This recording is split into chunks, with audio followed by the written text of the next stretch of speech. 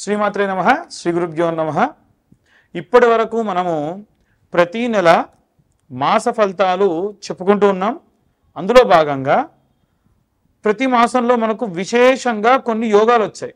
రుచక యోగం అని, మాలవ్య యోగం అని, ఇవన్నీ కూడా ఏంటంటే పంచమహాపురుష యోగములలో భాగం అన్నమాట. గోచారంలో ఈ పంచమహాపురుష యోగాలు ఏవే వస్తున్నాయి ఏంటి అనేది చూద్దాం. ముఖ్యంగా మేషరాశి వారికి సంబంధించి అసలు ఈ పంచమహాపురుష యోగాలు అంటే ఏంటంటే కుజుడు, బుధుడు, గురువు, అలాగే శుక్రుడు, శని గ్రహాలు. ఈ గ్రహాలన్నీ కూడా 1వ, 4వ, 7వ, 10వ స్థానాల్లో ఉంటే అది పంచమహాపురుష యోగం అంటారు. ఈ పంచమహాపురుష యోగాలు ఉంటే ఏమవుతుందండి, ఇంకా అద్భుతంగా ఉంటుందా అంటే అలా ఏం లేదండి. పంచమహాపురుష యోగాలు అంటే అద్భుతంగా ఉంటుంది. ఎప్పుడు మీరు కష్టపడతారు, కష్టానికి తగినటువంటి ప్రతిఫలం వస్తుంది, దానికి తగ్గటువంటి సుఖం కూడా అప్పుడే అనుభవిస్తారు. కానీ కష్టం లేకుండా ప్రతిఫలం అనేటువంటిది రాదు. తదుపరి మిథున రాశి. మిథున రాశి వారికి సంబంధించి ఈ యొక్క పంచమహాపురుష యోగం అనేటువంటిది ఎలా ఉండబోతుంది అనేటువంటి విషయాన్ని తెలుసుకుందాం.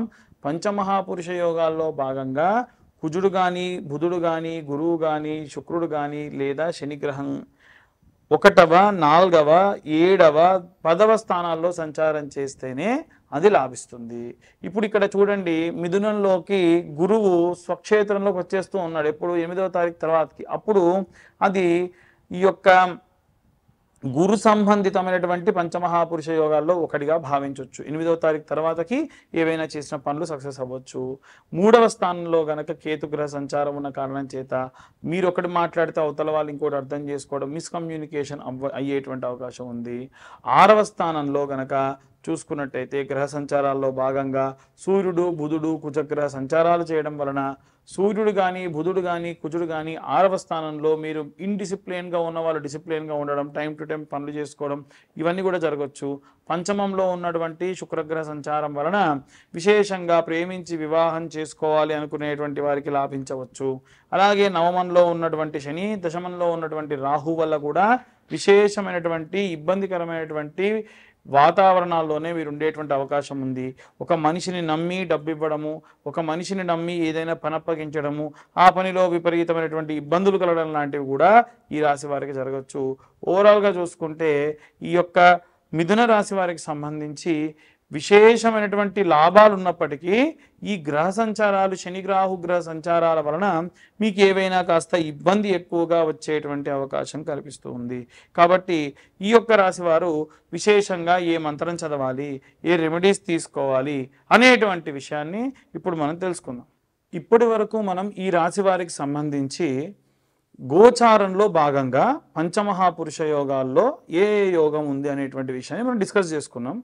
ఇవన్నీ కూడా గోచారంలో భాగంగా చెప్తున్న విషయాలు మాత్రమే. డీటెయిల్గా మీ జాతకంలో అసలు దశ ఏంటి, అంతర్దశ ఏమిటి, మొత్తం 16 భావచక్రాలు ఉంటాయన్నమాట. ఆ భావచక్రాలు ఏంటి అనేటువంటివి డీటెయిల్గా మనం ఒక్కొక్కరి గురించి వారి date of birth, time, place ఉంటే మనం జాతకం అనేది ఇంకా పర్ఫెక్ట్గా చెప్పొచ్చు. అయితే 60-70 పేజీల్లో జాతకం ఇవ్వడము, దాంట్లో వివాహము, సంతానము, వృత్తి, వ్యాపారము ఎలా ఉండబోతుంది అనేటువంటి విషయాలు కూడా మీతో మాట్లాడడం జరుగుతుంది. డీటెయిల్గా చాలామంది ఫోన్లో మాట్లాడేటప్పుడు నేను స్వయంగా వారికి ఏం చెప్తాను అంటే రికార్డ్ కూడా చేసుకోమంట. ఎందుకంటే ఎవరైనా సరే విషయం ఒక రికార్డ్ అనేటువంటిది ఉంటే పర్ఫెక్ట్గా ఉంటుంది కదా అనేటువంటిది నా యొక్క ఉద్దేశం. అయితే ఇప్పుడు వీరందరూ కూడా ఏ రెమెడీస్ చేసుకోవాలి. చాలామంది ఈ జాతకం అడిగే వాళ్ళు కూడా ఉత్త పేరు ఒక్కటే ఉంది పంతులు గారు చెప్పండి అంటే చాలా రోజుకు 10 కాల్స్ దాకా వస్తూ ఉన్నాయి. ఎట్టి పరిస్థితుల్లో కేవలం పేరుని అడిగి జాతకాన్ని మాత్రం చెప్పను. ఎందుకంటే date of birth, time, place ఉంటేనే నిర్దిష్టంగా జాతకం అనేటువంటి తెలుస్తుంది. ఈ జాతకానికి కూడా 2025 రూపాయలు ఖచ్చితంగా ఛార్జ్ చేస్తా. ఎందుకంటే నాకు 3 నుంచి 4 గంటలు టైం పడుతుంది. ఫోన్ చేసి డబ్బులు కట్టిన వాళ్ళు కూడా వెంటనే ఫోన్ చేస్తున్నారు. ఖచ్చితంగా ఒక రోజు 2 రోజులు టైం పడుతుంది. ఇప్పటివరకు ఉన్న వాళ్ళు ఒక్కొక్కరే కంప్లీట్ చేస్తూ మీతో నేను మాట్లాడాలి కాబట్టి. ఇక ఏ రెమెడీస్ తీసుకోవాలి నెలలో అని అడుగుతూ ఉన్నారు చాలామంది. వీలైతే ఎర్ర చందనం లేకుంటే చందనం ముక్క, ఒక చందనం కర్ర ఒక చిన్న ముక్క తీసుకొని కొనుక్కొని ఇంట్లో గంధం తీయండి. నిత్యము కూడా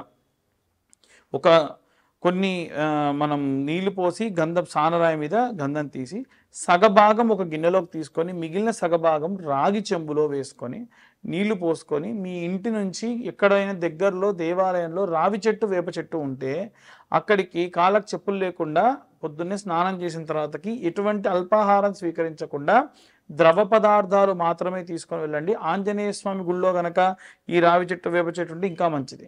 ఆ గంధం కలిపిన నీటిని పోసి 21 ప్రదక్షిణాలు చేయండి. ఇలా వీలైతే ఈ నెల రోజులు చేయండి.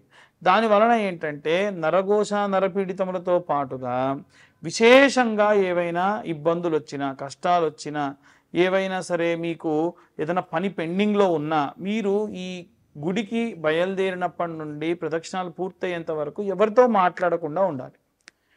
పొద్దున్నే లేవగానే మీ పనులు చూసుకోండి. వీలైనంత వరకు కూడా ఎవరిని తిట్టడము, దూషించడము, మాట్లాడడం, చెడు మాట్లాడడం మాత్రం చేయకుండా ఈ గంధం సానరాయితో గంధం తీసుకొని వెళ్ళండి. ఇంకా పిల్లలు ఎవరైనా సరే కాస్త చదువు కోసం ఇబ్బంది పడుతూ ఉన్నారు, చదవట్లేదు, పెళ్ళిళ్ళు అవ్వట్లేదు, సంతానం అవ్వట్లేదు అనుకుంటే కనుక ప్రతి బుధవారం రోజు రాత్రి 110 శనగలు స్నానం చేసి నానబెట్టండి. 110 శనగలు, కొంచెం దొడ్డు శనగలు పెట్టండి, చోలే శనగలు అంటారు కదా.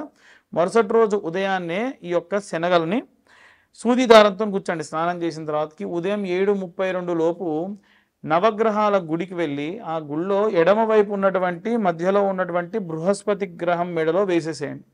దాని వలన విశేషంగా పిల్లలకు సంబంధించినటువంటి జాతక సంబంధిత దోషములుంటే పోతాయి. ఇదొకటి. ఇక మేధా దక్షిణామూర్తి స్తోత్రం అని ఉంటుంది, లేదా దక్షిణామూర్తి స్తోత్రం ఉంటుంది. ఈ దక్షిణామూర్తి స్తోత్రాన్ని నిత్యము పొద్దున సాయంత్రం పిల్లలు వినేటట్టుగా చూడండి. వీలైతే మీరు కూడా చదవండి పిల్లల కోసం. అలా చేయడం వల్ల పిల్లలకు ఇవాళ రేపు చాలామందికి వివాహము, సంతానం కాని వాళ్ళు చాలామంది ఉన్నారు. అయితే ఎవరికైతే వివాహం అవ్వట్లేదో వాళ్ళ కోసం నేను ప్రతి నెల ఆఖరి మంగళవారం నాడు విశేషంగా కన్యా వర పాశుపత హోమాలు నిర్వహిస్తూ ఉన్నా. ఎవరికైనా సరే ఒకవేళ మీ పిల్లలకి వివాహం అవ్వట్లేదు అనుకున్న వాళ్ళు ఎవరన్నా ఉంటే, అమ్మాయిలు కానీ అబ్బాయిలు కానీ, అమ్మాయిలకైతేనేమో వరపాశుపతం, అబ్బాయిలకైతే కన్యాపాశుపతం.